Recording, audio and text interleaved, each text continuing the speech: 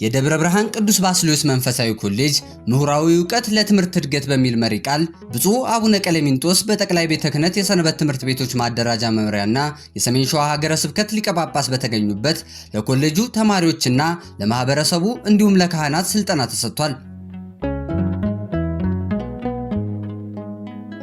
በስልጠናው ላይ ዶክተር አቢሶሎም ነቃጥበብ የደብረ ብርሃን ቅዱስ ባስልዮስ መንፈሳዊ ኮሌጅ ዲን ባስተላለፉት መልእክትም ኮሌጁ ትምህርት የጀመረበትን ጊዜ እንዲሁም በኮሌጁ ውስጥ የሚሰጡትን የትምህርት ዘርፎችን ገልጠው የስልጠናውንም ዓላማ አስረድተዋል። በቅዱስ ሲኖዶስ መልካም ፈቃድ በ2016 ዓመተ ምህረት በደብረ ብርሃን ከተማ ሊከፈት ችሏል።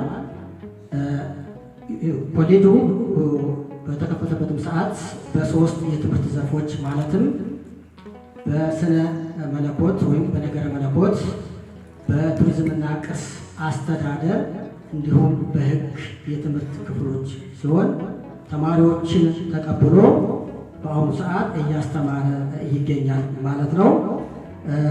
ተማሪዎችን የሚያስተምረው በዲግሪ በዲፕሎማና በልዩ ዲፕሎማ አካባቢው ከአካባቢው የሚገኙትን ካህናት ምዕመናንና እንዲሁም ልዩ ልዩ የቤተ ክርስቲያን ልጆችን እያስተማረ ይገኛል ማለት ነው። እንደ አጠቃላይ በአሁኑ ሰዓት በትምህርት ላይ የሚገኙት በመደበኛ ትምህርት ከተለያዩ አህጉረ ስብከት የመጡ መደበኛው ማለት ነው 17 በዲግሪ በነገረ መለኮት ደግሞ 154 በልዩ ዲፕሎማ 126 በድምሩ 297 ተማሪዎች በማታው በመደበኛና እንደዚሁ ደግሞ በየሳምንቱ በሚሰጠው የትምህርት ክፍለ ጊዜ እያስተማረ ይገኛል። ኮሌጁ ከመማር ማስተማር በተጨማሪ የማህበረሰብ አገልግሎትን ያከናውናል። የጥናትና ምርምርን እንደዚሁ እያካሄደ ይገኛል ማለት ነው። ዛሬ እንግዲህ አንዱ የዚህ ስልጠና ዓላማ ኮሌጁ የሚሰጠውን የመማር ማስተማር አገልግሎት እንዲሁም ደግሞ የማህበረሰብ አገልግሎትን ለማከናወን ያለመ ሲሆን በተለይም ደግሞ ደቀ መዛሙርትን ለማነቃቃት በዘርፉ ያሉ ምሁራንን እንደነ ፕሮፌሰር ያሉትን ኮሌጁ ያለበትን ደረጃ እንዲጎሉና የራሳቸውን አበርክቶ ወይም አስተዋጽኦ ለኮሌጁ እንዲያበረክቱ ለማድረግ በብፁዕ አባታችን መልካም ፈቃድ እዚህ ተገኝተዋል። ትምህርትና ኦርቶዶክሳዊ አስተሳሰብ በሚል ርዕስ ፕሮፌሰር አባ ኃይለ ገብርኤል ግርማ የቅድስት ሥላሴ መንፈሳዊ ዩኒቨርሲቲ የአካዳሚክ ዘርፍ ምክትል ፕሬዝዳንት ስልጠና የሰጡ ሲሆን ኦርቶዶክሳዊ ትምህርትና ዓለማዊ ትምህርትም ያለውን ልዩነትም በሰፊው ተንትነዋል። ኦርቶዶክሳዊ ትምህርት አንድ ሰው የሚያውቀው መረጃ ብቻ ሳይሆን አስተሳሰቡን፣ ፍሮኒማውን፣ አስተሳሰቡን፣ አመለካከቱን እንዲሁም ከእግዚአብሔርና ከሌሎች ሰዎች ጋር ያለውን የኑሮ ግንኙነት እንዴት ይቀርጻል ነው። አሁን እንደ ትምህርት መግቢያ ምን ጠይቃል? እንዴት መቅረጽ እንችላለን? ትምህርት መማር አለብን ብለን አይደለም የምንማረው። አስተሳሰባችን ሁሉ መቃኘት አለበት። አመለካከታችን መቃኘት አለበት። ከሰውና ከእግዚአብሔር ጋር ያለንን ግንኙነት የምናውቅበት ከመሆኑ የተነሳ፣ ሁለተኛው ደግሞ ይህ ዘመናዊው የምንለው ትምህርት አስኳላው የምንለው ስኩል ከሚለው ከፈረንሳይኛው ቋንቋ የተገኘው እሱም ራሱ ዘመናዊ ትምህርት መንፈሳዊ እድገትን፣ የማህበረሰብ ህይወትን እና የቅድስናን ጉዞን እንዲያካትት በኦርቶዶክሳዊ አመለካከት አማካኝነት በምን መንገዶች ሊለወጥ ይችላል ትምህርት የምንለው ራሱ።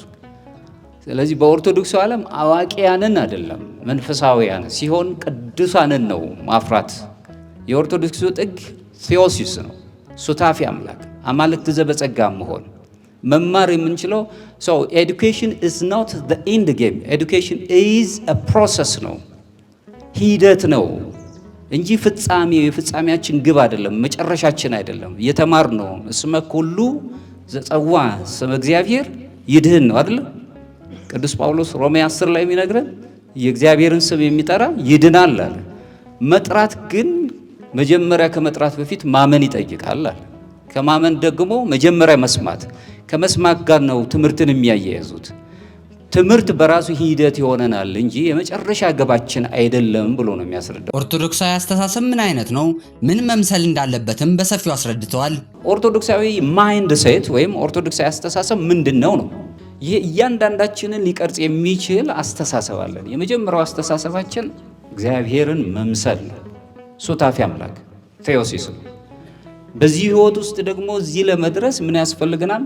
ራሱን ኬኖሲስ፣ በግሪክኛው ኬኖሲስ ማለት ትሁት መሆን። እግዚአብሔር ራሱ ክርስቶስ ራሱን ባዶ አደረገ ነው።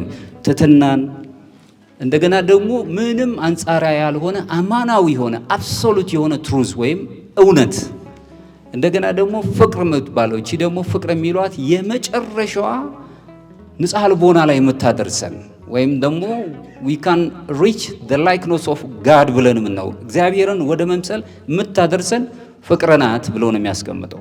ሌላው ሰርቪስ ነው፣ አገልግሎት ነው። የምናገለግለው ማንን ነው የምናገር? መጀመሪያ የሰው ልጅ የሚያገለግልበት ማህበረሰቡ ይቀርጸው አለ፣ ቤተክርስቲያናችን አለች፣ ራሳችንን ራሱ አምላካችን የምናገለግልበት። በእነዚህ ውስጥ መኖር ልዩ አስተሳሰብ ነው። የመጨረሻው በቤተክርስቲያን ውስጥ የሚኖር አንድነት። ምክትል ፕሬዝዳንቱ ቴዎሎጂ በኦርቶዶክሳዊት ቤተክርስቲያንና በምዕራባውያን ዘንድ ያለውንም ትርጉም አብራርተዋል። ቴዎሎጂ ግን ምን ማለት ነው ነው? አሁን ብዙ ጊዜ በጣም ከምዕራቡ ትርጉም ጋር የኛ የኦርቶዶክሶቹ እየተጣረሰ ነው የሚታየው። The word theology comes from a Greek word, ancient Greek word.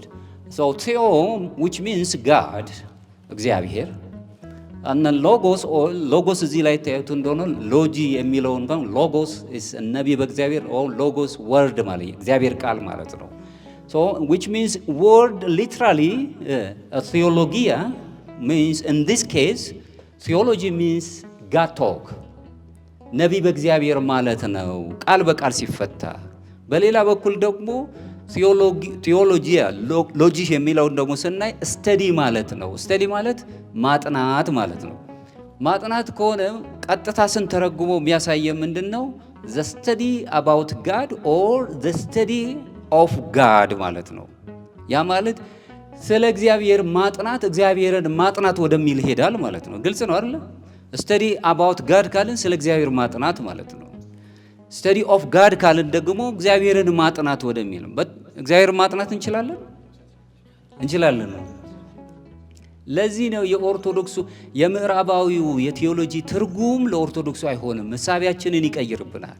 ኦርቶዶክስ ቴዎሎጂን የምተረጉመት the mystical union with God ነው ማለት ከእግዚአብሔር ጋር ረቂቅ በሆነ መልኩ በመንፈሳዊ ግንኙነት የምንገናኝበት ረቂቅ ግንኙነት ወይም ሱታፌ አምላክ ማግኘት ብላ ነው የምታስቀምጠው። ኦርቶዶክስ ራሱን የቻለ የሚያስቀምጠው the mystical union with God እዚህ ይታያችኋል። the mystical union with God ማለት አማልክት ዘበጸጋ ትባል። እናንተ ታናናሽ አማልክት ናችሁ። but we are just achieving this stage but not by nature or essence, by grace በጸጋ ነው የምንሆነው እንጂ እግዚአብሔር እንሆናለን አይደለም። ግልጽ ነው አይደል? በባህሪ እሱ እንሆናለን አይደለም፣ እግዚአብሔርን እንመስላለን። በምን? በጸጋው። የጸጋ አማልክት ትባላላችሁ ብሎ ያስቀመጠው።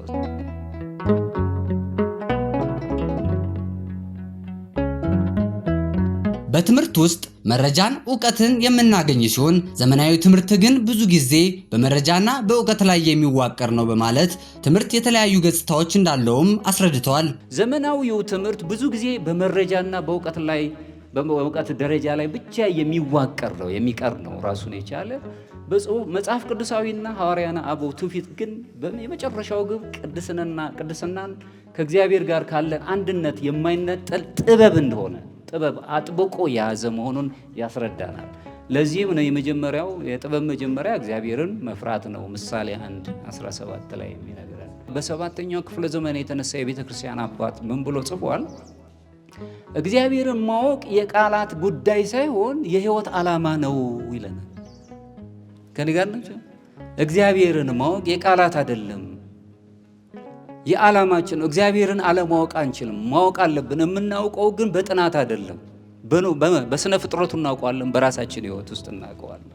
በዚህ ረገድ ትምህርት የሚከተሉት ገጽታዎች አሉት ነው። ይሄ ሁሉ ምለው ምክንያት አለኝ። ትምህርት ምን ገጽታ እንዳለው ለማስረዳት አንደኛው ስነ ዕውቀታዊ አለው፣ ኤፒስቴሞሎጂካል አለው፣ ስነ ዕውቀት አለው። ዝም ብለን የምንወስደው እንተው ብቻ አይደለም፣ ራሱን የቻለ ዕውቀት አለው። ሁለተኛ ኦንቶሎጂካል አለው፣ ማንነትን ራሱ ጠባይን ማረቅ ይችላል። ያለን የተማረ ሰውና ያልተማረን ሰው እኩል አንዳኛው። ሌላው የመጨረሻው ግን ትልቁ የትምህርት ትልቁ ጸጋ እንደ ኦርቶዶክስ መንፈሳዊ ቫልዩ አለው፣ ስፒሪቹዋል ቫልዩ፣ መንፈሳዊ እሴት አለው። የሚማር ሰው ሁል ጊዜ በስርዓት አምልኮ ውስጥ ነው ያለው። አሁን እናንተ ትምህርት ቤት ውስጥ ነው ያላችሁት። የሚማር ሰው ሁል ጊዜ መንፈሱ የታረቀ ነው። የሚያነብ ሰው ምን ጊዜም አይምሮውን የሚያርቅበት መንገድ ያገኛል። ጊዜ ግን ከተረፈ ያለንበት ነገር ብዙ የሚያዛቡ ነገሮች ይፈጠራሉ። መማር በራሱ ቀላል ነገር አለ።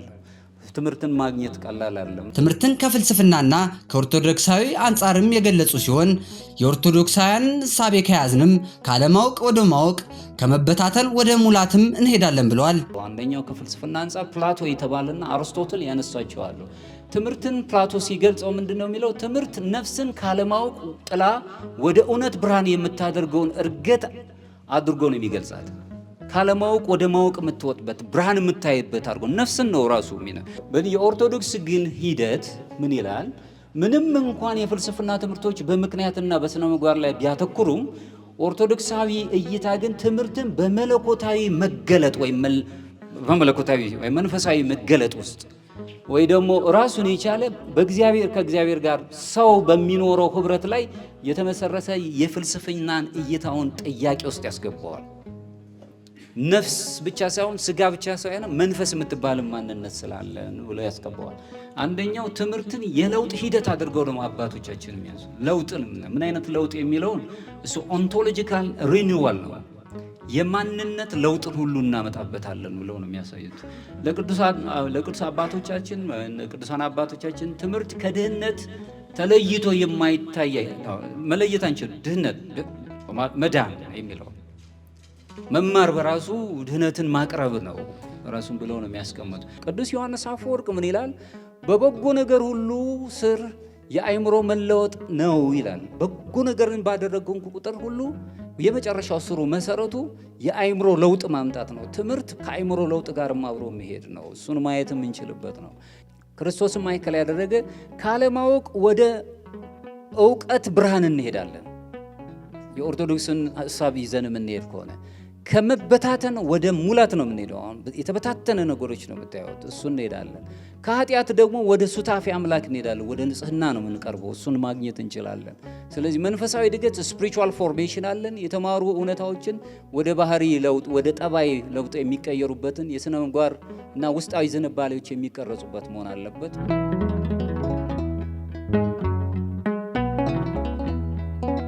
የትምህርትን ትርጓሜ በተለያዩ አይነቶች ከፍልስፍና ከስነ ልቦና ባለሙያ ከምሁራን ሐዋርያና አበው አንጻር አንስተው ትንታኔ ከሰጡ በኋላ የትምህርት ትክክለኛውን ትርጉም ገልጠውም የማጠቃለያ መልእክታቸውን አስተላልፈዋል። ትምህርት በትክክለኛ ትርጉም ሲታይ ከአርያነት ኢሜጅ ኦፍ ጋድ ወደ አምሳል ወይ አምሳያ የሆነው ላይክነስ ኦፍ ጋድ ከእውቀት ደግሞ ኖሌጅ ኮግኒቲቭ ኖሌጅ የምንለውን ወደ ጥበብ ዊዝደም ወይም ደግሞ ሶፊያ የምንለው ወደዛ ይወስደናል። ከግላዊነት ደግሞ ሰልፍ ከምንለው አሁን ስታዩት እንደሆነ በጣም ችግር ያለብን እኛ ሰው አሁን ስታዩት ምን ቸገረኝ ነው ያገባኝም የሚልበት ዘመን ነው ያለው። ይሄ ደግሞ ፖስት ሞደርኒቲ ይባላል። እኔ ብቻ የሚል ወይ ደግሞ ኢጎ ሴንተርድ ይባላል። ማይከል የሚያደርገው እኔ ብቻ፣ እኔ ልብላው፣ እኔ ልጠጣው፣ እኔ ላግኝ ብቻ ነው። ወንድሜ የሚል ነገር የለም። አፍቅር ቢጸከ ከመነፍስከ የሚል አለ አይደለም ወይ? አንተ በምትወድበት የመውደድ ቋንቋ ሌላውንም ውደድ ነው አይደል? ኃላፊነት አለብህ ነው። ስትማሩ ትምህርትን በምን እንደምትማሩት እንድታውቁት ከመፈለግ አንጻር ነው ፍሮኒማን ያነሳው ኦርቶዶክሳዊ አስተሳሰብ ካለን ለምንሄድባቸው መንገዶች ሁሉ ቀና ነው የሚሆነው። እናንተም ደግሞ በጣም እድለኛ ናችሁ። ታላቅ ብፁዕ አባት አላችሁ። የሀገረ ስብከቱ ስራ አስኪያጅ፣ የትምህርት ቤቱ ምሁራን ከእናንተ ጋር አሉና በዚህ ሂሳብ ውስጥ እንድትኖሩ ነው። በስልጠናው ላይ የተገኙት ክቡር መጋቢ ሐዲስ ነቃ ጥበብ አባቡ የሰሜን ሸዋ ሀገረ ስብከት ዋና ስራ አስኪያጅ ባስተላለፉት መልእክት መንፈሳዊ ኮሌጁ በብፁዕነታቸው አማካኝነት እንደተመሰረተ ገልጸዋል። ይህ መንፈሳዊ ኮሌጅ ሁላችሁ እንደምታውቁት ባረቆ አሳቢው በብፁዕ አባታችን አቡነ ቀሌምንጦስ ጥረት፣ ጸሎት፣ ትጋት ለዚህ ታላቅ ሕዝብና ታሪካዊ ሀገረ ስብከት የተሰጠ በጎ ስጦታ ነው። ይሄ ታሪክ የማይረሳው ትውልድ የማይዘነጋው የዘመን አጋጣሚ ታሪክ በዘመን አጋጣሚ የተተከለ ለትውልድ በረከት ሆኖ የሚቀጥል ሕያው ታሪክ ነው ብለን ነው የምንወስደው። ይሄ እኛ የምንከፍተው መንፈሳዊ ኮሌጅ የእስክንድርያን ትምህርት ቤት ፈለግ ተከትሎ የሊቃውንት መፍለቂያ እንዲሆን ነው። ልጆቼ ይሄንን እንድታከናውኑልኝ እፈልጋለሁ ብለዋል። ስያሜም ሰጥተውታል። ቅድም አባታችን ያሰለጠኑን ብፁዕ አባታችን ገና ስናቋቁም ሲነግሩን ነበረ። ዘ ቲንክ ኦፍ ኦርቶዶክስ ወይም ኦርቶዶክሳዊ እሳቤ በግዕዙ ርትዕት ሃይማኖት። ይሄ ብፁዕ አባታችን የነገሩን። ዛሬ በታላቁ አባት የምሁርነት ሕይወትም ምን መምሰል እንዳለበት ተምረናል። ስለዚህ በዚህ ዕድል የተማርነውን ለማህበረሰቡ ማስተማር ይጠበቅብናል በማለት ከቅንጭብጭብ ዕውቀት ወጥተን ጥልቅ ዕውቀትን መያዝም ይገባናል በማለትም ተናግረዋል። ዛሬ በታላቁ አባት በታላቁ ምሁር የምሁርነት ሕይወትና መንገድ ምን መምሰል እንዳለበት ሁላችንም ትምህርት እንድንል ትምህርት እንዲጠማን ዕውቀት እንዲናፍቀን ጥበብ እንዲናፍቀን መንፈሳዊ ሕይወት እንዲናፍቀን ጸሎት እንዲናፍቀን ጾም እንዲናፍቀን ማህበራዊ ሕይወት እንዲናፍቀን ነው ያደረጉን። ስለዚህ በዚህ ዕድል ስንቆም ለማህበረሰቡ ትንሽ አርአያ ምሳሌ የሚሆን ነገር ለማስተላለፍ የማይመኝ የማይጥር አለ ብዬ አላምንም። ስለዚህ ያንን ሙሉ ሕይወት ያንን ሙሉ ግንዛቤ ዛሬ አይተናል። እውነቴን ነው የምላችሁ፣ እየመነዘርን እንጠቀምበት። መጀመሪያ ወደ ሕይወታችን አገልግሎቱን ወደ ሕይወታችን ወደ ራሳችን መውሰድ። እኔ ማን ነኝ? ምን ላይ ነው የቆምኩት? ሕይወቴ ምን ይመስላል? የትምህርት ዝግጅቴ ምን ይመስላል? የሚለውን ለራሳችን የመጀመሪያው ለራሳችን የቤት ሥራ ይሆናል። ከዚያ ደግሞ ለምናገለግለውስ ማህበረሰብ ምንና ምን ማድረግ ይገባናል፣ እንዴት አድርገን በማህበረሰብ ውስጥ መኖር ይገባናል ብለን መውሰድ ያስፈልጋል። ሌላው ከመጣንበት ዓላማ አኳያ በደንብ አድርገን በማንበብ አሁን ትውልዱ ለንባብ ሰንፏል። አንድ መጽሐፍ ጀምሮ ለመጨረስ መከራ ነው። ከዚያ ይልቅ ማህበራዊ ሚዲያ ላይ ሶሻል ሚዲያ ላይ የምናባክነው የምናሳልፈው ጊዜ ይበልጣል። ከዚያ ደግሞ ቅንጭብጫቢ ነገር ልናገኝ እንችላለን። ቅንጭብጫቢ ዕውቀት ልናገኝ እንችላለን። ሙሉ ዕውቀት ግን ማግኘት አይቻልም። ሙሉ ዕውቀት ማግኘት የሚቻለው በቃ ሪሰርች በመስራት በማጥናት አንድን መጽሐፍ ቁጭ ብሎ ከመጀመሪያ እስከ መጨረሻ በመፈተሽ በውስጡ ምን እንዳለ፣ ምን ኔጌቲቭ ነገር እንዳለ፣ ምን ፖዚቲቭ ነገር እንዳለ፣ ለኛ ህይወት የሚጠቅመን ነገር በማጥናት በመለየት ነው። ይሄን ለማድረግ ቁርጠኞች መሆን፣ እውነተኛ ጥበብ ፈላጊ። ጥበብ ስላችሁ ደግሞ ይሄ እንደው ስጋዊውን ጥበብ አይደለም፣ መንፈሳዊ ጥበብ። ለምን በመንፈሳዊ ጥበብ ያኛውን ጥበብ መመርመር ይቻላል፣ በዚያኛው ጥበብ ግን መንፈሳዊን ጥበብ መመርመር አይቻልም። ስለዚህ በመንፈሳዊ ጥበብ ለማደግ በመንፈሳዊ ጥበብ ለመራቀቅ መወሰን ያስፈልገናል። ዛሬ ታላቁን አባት ፕሮፌሰሩን መነኩሴ በዓይናችን አይተን በአይምሯችን ዕውቀታቸውን እየቀሰምን እንደተደሰትን ሁሉ የእሳቸው ደግሞ እኛ የዕውቀት ፍሬዎች በእውቀት ልምምድ እንደዚህ ለማደግ አራያ አብነትም አድርገን መውሰድ ያስፈልጋል ብዬ አስባለሁ።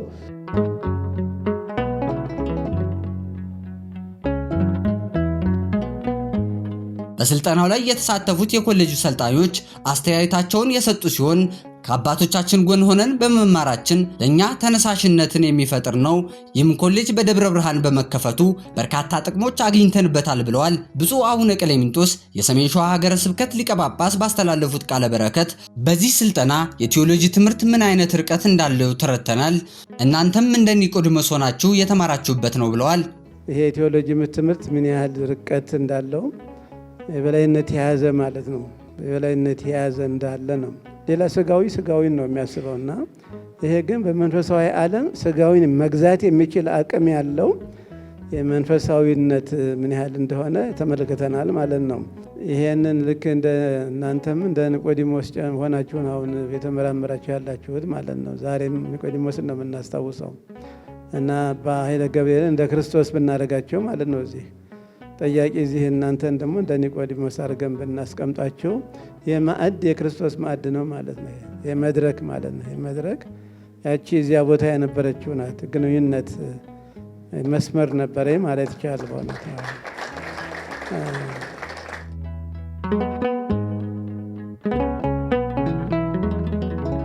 ነገረ መለኮትን ስናይ ክርስቲያናዊ ሕይወትን ነው የምናየው።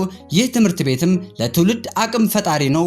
በዚህ ስራ ላይም ያላችሁ ከተማሪዎቹ ጀምሮ ምስጋና ይገባቸዋልም ብለው ተናግረዋል። ነገረ መለኮትን ስናይ የክርስቶሳዊው ሕይወታችን ነው የምናየው። መንፈሳዊ ሕይወታችን ነው የምናየው ማለት ነው። አሁን የትናንቶቹ አባቶች የምናያቸው በትናንት ወዲያ በነበረው ስራ ነው ዛሬ የምናያቸው ማለት ነው። እና ይህ ትምህርት ቤትም ለትውልዱ ትልቅ አቅም ፈጣሪ ነው ለወደፊቱ ማለት ነው። ዛሬም እንደ ዛሬ ሆኗል። አሁን እናንተ እዚህ በደጃችሁ ላይ በራችሁ ላይ ይሄ ትምህርት ሲሰጥ ለምን እንቀመጣን ብላችሁ ነው እንግዲህ ጊዜያችሁን መስዋዕትነት ከፍላችሁ ዋጋ ሰጥታችሁ እየተማራችሁ ያላችሁት። እናንተንም እግዚአብሔር ይባርካችሁ ነው የምላችሁ። ካህናቱንም እንደዚሁ እናመሰግናችኋለን።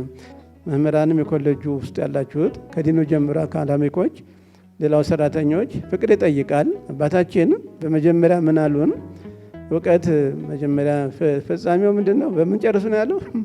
በትህትና ነው። በፍቅር ጨርሱ ነው ያለው። ፍቅር የመጨረሻው መደምደሚያው ነው። በመስቀል ላይ ያየነው ይሄንን ነው። የፍቅር ውጤት ነው። መስቀል ላይ ያየነው ማለት ነው። እሱን ያየነው መስቀል ላይ ነው። ፍቅር ሰገሩን በፍቅር ጨርሱ ነው ያለው።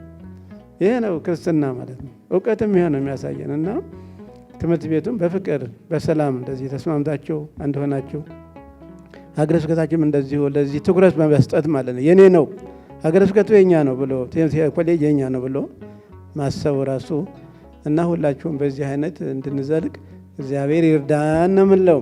እውቀት የሚለካ በሰዎች ሕይወት ነው እና አርእያ ለጥበብከ ደልዮከ በመዳለው ይላል።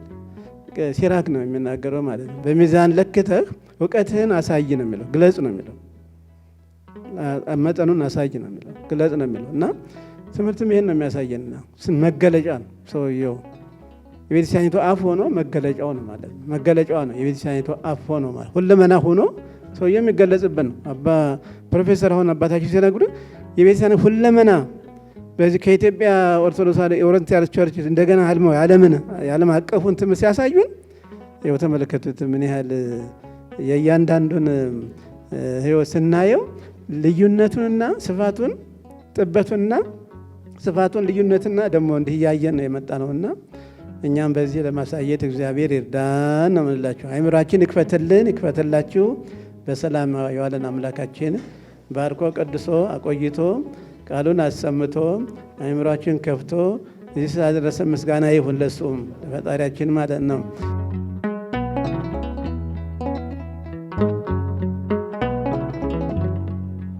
መርሃ ግብሩ በሊቀ ልሳናት ደበበ ፍልቄ የደብረ ብርሃን ቅዱስ ባስልዮስ መንፈሳዊ ኮሌጅ ምክትል አካዳሚክ ድን የተመራ ሲሆን የሀገረ ስብከቱ የክፍላት ኃላፊዎች፣ የኮሌጁ የሥራ ኃላፊዎችና መምህራን፣ የአድባራት አስተዳዳሪዎች፣ ካህናት እንዲሁም የኮሌጁ ተማሪዎች በተገኙበት በብፁዕነታቸው ቡራኬ ተጠናቋል።